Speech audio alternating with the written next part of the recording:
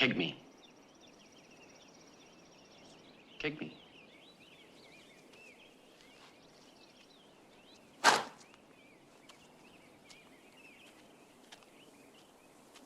What was that? An exhibition? We need emotional content. Hey guys, it's Will. It's Hong Kong Cinema Appreciation Society. Welcome back to the channel. If you are new to the channel, welcome and thank you for finding us. I hope you're doing well.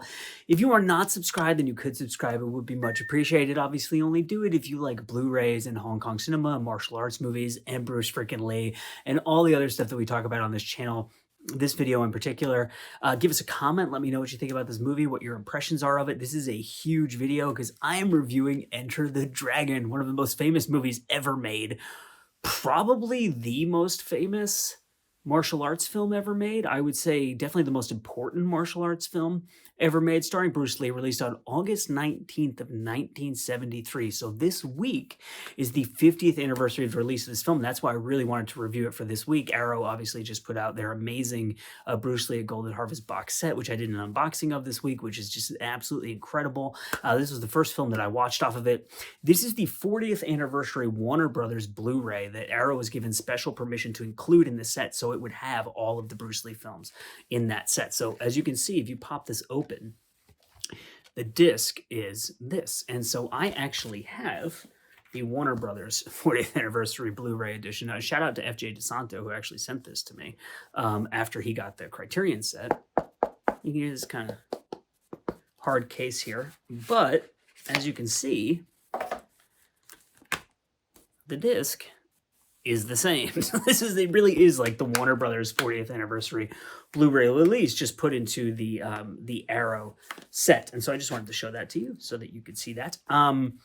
So there is so much to talk about this movie. I want to give a huge shout out to our patrons because I bought this set with Patreon money. So this video and the unboxing and every other video I'm going to do on the Arrow set or the Bruce Lee set from Arrow, excuse me, it's sponsored by and enabled by Patreon. You can sign up for $2 a month, $5 a month. I do exclusive videos. I do wicked early release videos, which are videos that appear on there months before they come out on YouTube. I do some regular early release stuff that comes out like a couple weeks before it comes up on YouTube. And then I do like exclusive promotional images if I get anything like that from Blu-ray labels, like, screenshots from upcoming remasters of Hong Kong films and stuff like that. So go check that out if you feel so inclined. Thank you so much to everyone who is a Patreon. I bought this set with Patreon money. So really, I cannot overemphasize enough that this video is sponsored by Patreon. There's so much to talk about with Enter the Dragon. It's like, how do I get into it? So I decided what I would do is, this is, like I said, this is one of the most famous movies ever made, I think. One of the most iconic cultural landmarks in the history of cinema. So, and this movie blew my mind, by the way. I hadn't seen this movie in 20 years. The last time I watched this was when, for the 30th anniversary of Bruce Lee passing away, I think they showed all his movies on TV, and I watched that. I was in college at the time. That was 20 years ago. I have not seen this movie in 20 years. This is my fourth time seeing this movie. I think I saw it when I was like 14. I saw it when I was like 18, and then I saw it when I was in college. Now I'm seeing it, and I'm seeing it with such fresh eyes, not only because it's been 20 years, but because I've seen hundreds, if not thousands, of Hong Kong films since the last time I watched this movie. So I'm just looking at it in a completely different context. I thought I would focus on the things that I see in it that make it so obviously this incredible and incredibly important, iconic landmark of a film. Like, this movie is like, it transcends the notion of like, is it a 4-star film? Is it a 5-star film? Like, your personal opinion about this movie, no offense to anybody who has, an adverse personal opinion about this movie, but your personal opinion about this movie doesn't mean anything. You not liking this movie, or you thinking it's flawed, or like The Guardian reviewed it recently, and I think they gave it 4 stars instead of 5. And it's like, that's just stupid, because nothing that you say about this movie can undo the impact that it has had. Like, it is a classic landmark film that exists beyond the notion of like someone reviewing it. Like, this is kind of a futile effort in a way, right? But I thought it would just be fun to talk about it for the 50th anniversary. So like I said, August 19th of 1973 was when it was released. Robert Klaus is the director. Obviously, it stars Bruce Lee, John Saxon, Jim Kelly, Angela Mao, Bob Wall, Bolo Young, Shi Qian. I'm not sure if that's how you pronounce his name, but he's the villain in this movie. Han The dude is in 567 movies. Okay, I looked this up on Hong Kong Movie Database this morning. 567 movies. This dude is a legend. One of the things I loved about watching this movie is as I'm watching it, I'm playing this game with myself where I'm like, spot the young person in the movie in the background who went on to become a mega Hong Kong star. So obviously Sammo Hung is the most obvious example because he's in the opening fight scene fighting Bruce Lee. And it's like very obviously Sammo Hung. Jackie Chan is in this movie, which is also very famous because you see like a lot of memes about that online in the scene where Bruce Lee's like holding his hair and you can see the two of them together. Yun Hua is in this movie. He was Bruce Lee's stunt double for a lot of the acrobatic stuff that Bruce Lee couldn't do, but they or maybe like couldn't do as well on camera as Yun Hua. But he's also actually in the movie. There's like a couple scenes where you can kind of see him hanging out. Yun Biu I spotted at some point in the background, and then Lam Ching Ying is very like prominently sitting in one of the scenes, and you're like, oh my god, that's Lam Ching Ying. It's just really cool. And like I said, that's the 40th anniversary. So the first thing I thought I would talk about in getting into my thoughts on the movie, not really my thoughts, but just kind of like what I was thinking about this movie as I was watching it. The movie cost $850,000 to make, right? So this is a very low budget film. And you can see that as you're watching it. There's like out of focus shots and there's like soft focus shots and like grainy shots where they obviously didn't set up any lighting. And like it was very obviously a movie that was made quickly on a relatively low budget. The movie made $400 million in 1973. So I did some research on this. Adjusted for inflation, that is $2 billion in today's world. That's like Avatar money. That's like Infinity Wars money. And it cost $850,000. So if you do the same math, that's like $4.25 million. That is less than like a Blumhouse budget. I think Blumhouse movies are like $5 to $10 million. So on the budget of like an independent, like festival circuit type of movie, this made the equivalent in today's money of $2 billion. So not only is it one of like the most profitable movies of all time, but it really is this thing that just exploded beyond all expectations and just completely changed the face of popular culture in some ways, and definitely changed the lives of countless people who saw this film, who then got into martial arts or who traveled to Hong Kong, or like it changed the trajectory of so many people's lives. Like John Crane, for instance. I went and checked his Twitter because I know he posted recently about this film, and I know he's seen this movie a buttload of times. He saw this movie 60 times in theaters. And John Crank has done some incredible interviews where he talks about how seeing Bruce Lee movies in theaters, and then after that seeing Jackie Chan movies, him as like an Asian kid living in America during the era of the Vietnam War when there was all this racism against Asian kids. And I believe his family's Cambodian, so he's even from that same part of the world as Vietnam. So he was encountering a lot of racism and bullying and stuff like that. You see a movie with an Asian superstar, an Asian action hero, who is this like just completely commanding, domineering presence, who is the smartest person in the movie, who is the moral center of the film, who has all this kind of an incredible philosophy and moral and spiritual righteousness to him. Think of how much that could change your life for the better. I mean, I think it's impossible to underestimate how huge of an impact Bruce Lee had on so many people's lives in such an incredible and positive way. And I think this movie was one of the most important building blocks of all of that in his life. I mean, obviously it came out after he passed away, but in that initial era when he was making films in the early 70s, I don't think you can overestimate how important Enter the Dragon is. One of the things that struck me right away about this film, like I just kind of talked about, is the spiritual, philosophical aspects of the martial arts and the way in which Bruce Lee's approach is totally holistic, in that it's not this athletic physical thing on its own. It's not just a spiritual approach. It's not just a philosophical approach. It's all of those things happening at once. There is no divide between the spiritual, the philosophical, and the physical in Bruce Lee's approach to martial arts. And that philosophy is really powerful. And one of the reasons it's really powerful is that Bruce Lee gives it a lot of gravity.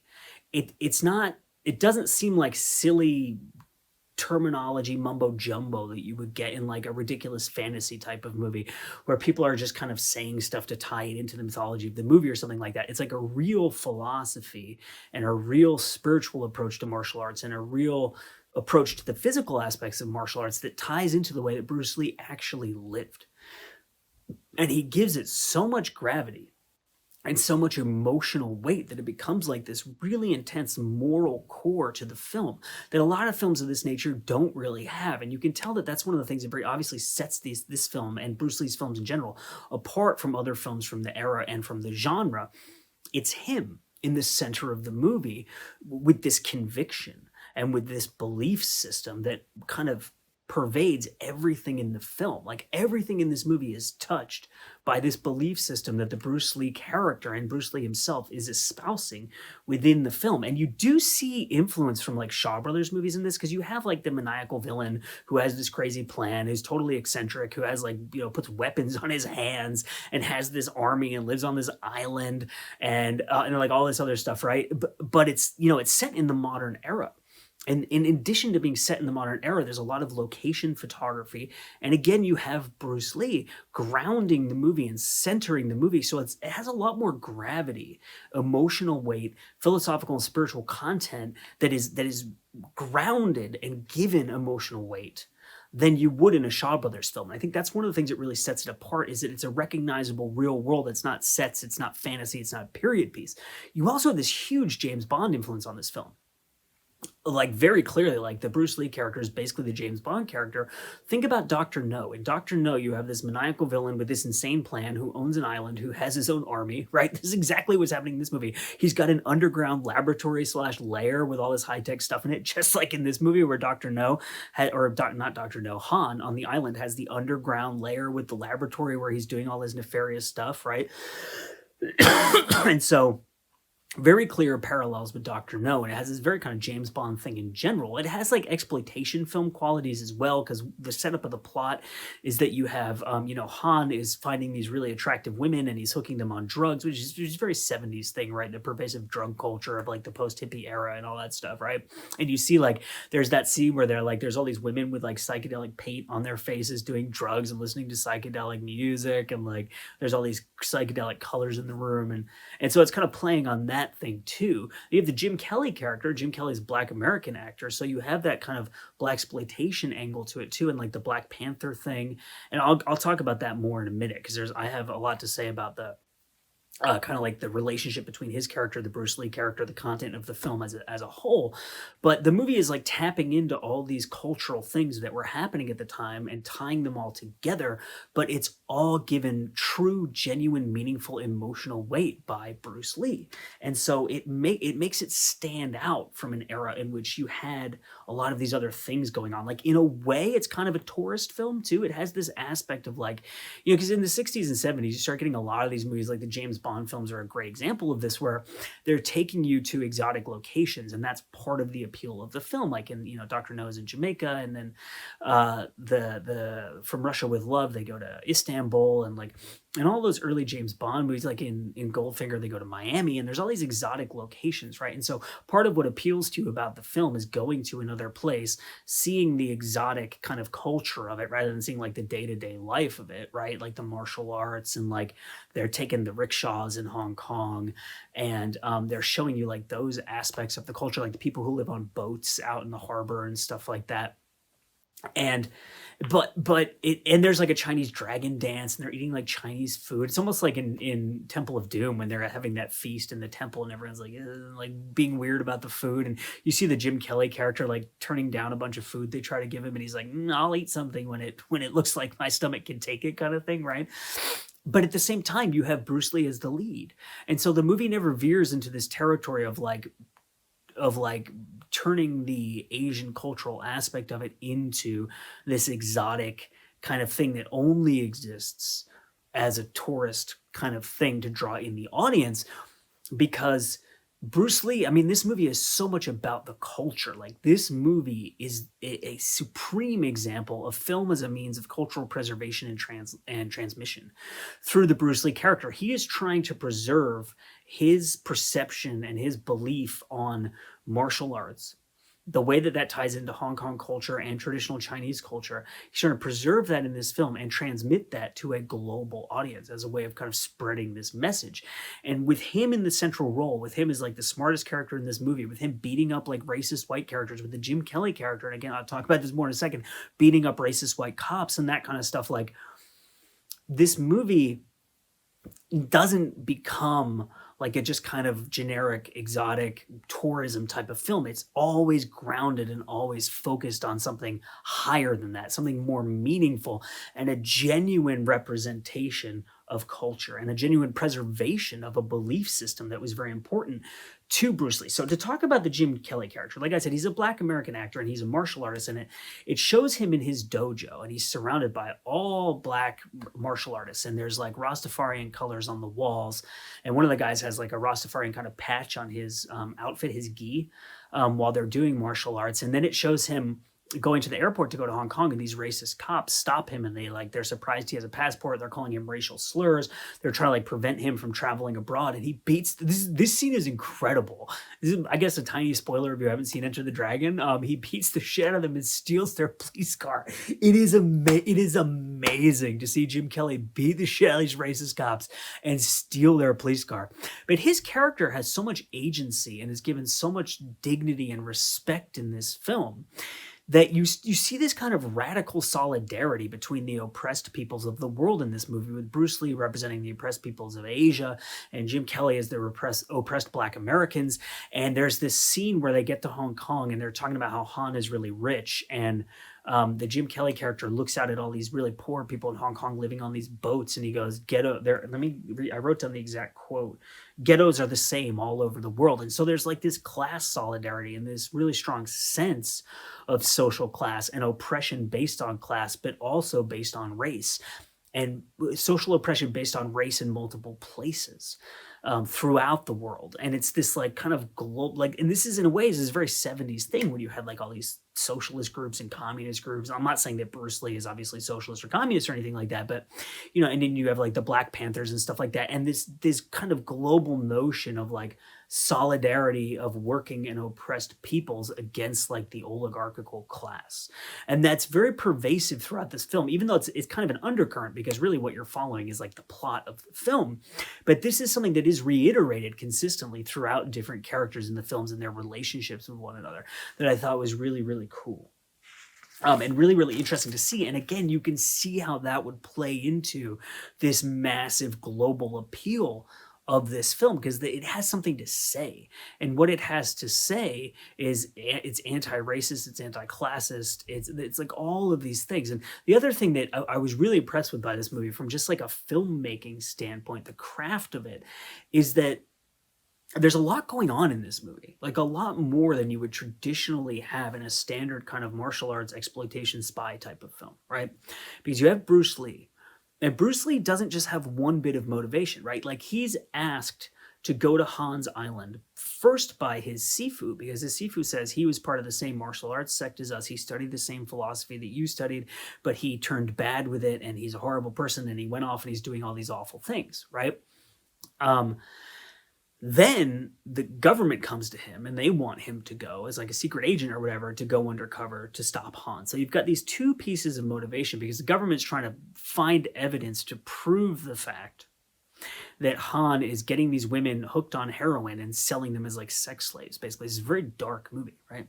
Then you find out after that, it's like this, the opening like 30 minutes of this movie is just like building, or even 40 minutes maybe, building these characters and their backstories and their motivations, so that when you get into the actual violence of the story, it really hits hard, because you understand where they're coming from, why they're coming from these places, and what they're trying to achieve, right? On top of these other pieces of kind of motivation and kind of plot drive that the Bruce Lee character has, his sister is dead, and we find out that his sister killed herself because Han's men were trying to capture her. And we don't know if they're trying to rape her, or if they're trying to bring her to the island and sell her into sex slavery or what, but they're trying to capture her, and she refuses to allow herself to be captured, so she kills herself. And there's one particular guy who's in charge of this mission to like capture her or whatever. So obviously Bruce Lee, like, really, so you have, it's not just that he's being sent on a mission like you would have in a James Bond movie. He has this deeply rooted cultural sense of honor, in a way, to like avenge his sister, but also just a personal motivation of his love for his sister and his desire to avenge her and to do right by her. and it's very powerful and very powerfully done. Jim Kelly character has backstory. The John Saxon character has a backstory, and throughout like the opening 30 or 40 minutes of this film, we go into all these backstories and we collect all of this information basically so that we have everything we need to know going forward. This is a very patient film. This is a film that gives characters moments to just reflect and to be in a space and in a time. Like we see the boat trip from Hong Kong to Hans Island in a film that was purely plot driven, where you're just going from plot point to plot point. We probably wouldn't waste any time, and I don't really mean this film wastes time, but the perception of a filmmaker who's more plot driven would be like, well, we're wasting time on this boat trip. What is this actually adding? It gives you an experience. You go on a journey with these characters. You understand the physical distance they are traveling and how they're getting there. The fact that they're going by boat, like it fleshes out the world, and it adds these moments of the movie moving at the pace of real life. Right. And this is not really like a fair comparison because it's television, but I just watched season 3 of The Witcher, which I thought was like borderline awful, even though I liked the first 2 seasons of that show. And one of the things that I really struggled with is the pacing is horrible. Like violently, brutally horrible, especially in the last couple episodes. And one of the reasons is that the final episode of that season covers like what could have been like an entire season of material in like an hour. And you're just jumping from thing to thing to thing. And people are going on these huge journeys in like, 8 seconds or whatever. And it's just like, it completely disorients you. It gives you no real sense of what they're experiencing, how they're experiencing it, the time frame in which they're experiencing it. It's completely disjointed and nonsensical. People don't really make movies these days like they used to. And I don't mean that in like a dismissive way of like movies now are crap or whatever, right? But there isn't as much investment in mainstream popular entertainment films. Obviously, this isn't true like Paul Thomas Anderson or like, I don't know, who's your favorite, like Tarantino or like these kind of, or even like newer filmmakers like Jordan Peele or the Eggers, what's his name? Robert Eggers, who did like The Witch and stuff like that. Like there are people who still make films in this way, but I would say by and large, popular mainstream entertainment films, they don't give you time and space to live with character anymore. You're just leaping from plot point to plot point, and this is kind of disorienting journey that doesn't give you like a realistic, grounded sense of what these people are going through. And part of that is there's too much shit in movies now. Like this movie is incredibly simple, even though you have a lot of the character motivation and backstory. The present tense of the story is very simple. Like they're going to this island where there's a martial arts tournament. The whole thing takes place, I think, in 2 or 3 days, 3 days maybe, and it's just a very simple setup, and that gives you all of this room to explore character and stuff like that. And you don't have to worry about like, like in a space superhero type of movie. I don't want to like single out any particular franchise because they're all kind of interchangeable in a lot of ways. But like, oh, we're on this planet, then we gotta go to this planet, we gotta meet this person and do this thing. It's just like you're just like hopping from plot point to plot point to get to the end, and you know what's gonna happen because you know what the goal of the character is, and you know they're going to achieve their goal because it's a mainstream popular film, and like probably no one's gonna die, and like it's just like it's predictable and it's disorienting in its journey because it doesn't give you a real sense of living with these people and the pace at which their life moves. And that's something that this movie did really, really well, that I was really kind of impressed by and taken with. I mean, that's pretty much what I have to say about Enter the Dragon. I mean, I could talk more about it, but I don't want this video to be like 9 hours long. 50th anniversary of this film is this week. This is the Arrow edition from the Bruce Lee at Golden Harvest box. I didn't bring the whole box set in to work. I'm at work right now, filming this on my lunch break. The box set is huge, and I just didn't want to cart it into work, so I just brought the disc. But I'm so happy that this release is out, that it is giving me a reason to revisit these Bruce Lee films. Like I said, with the exception of The Big Boss, which I saw like 6 or 7 years ago, I haven't seen any of these movies in 20 years, and it was really astounding. I added that movie to my top 4 on Letterboxd last night. It's so freaking good. And now that I have seen more of these films and I understand film history better, and I understand the history of martial arts and stuff better from doing this channel and from having lived 20 years since the last time I watched this film, I can really appreciate in a meaningful way the cultural historical significance of this film. So my name is Will. It's Hong Kong Cinema Appreciation Society. As always, I thank you so much for watching, and we will see you next time.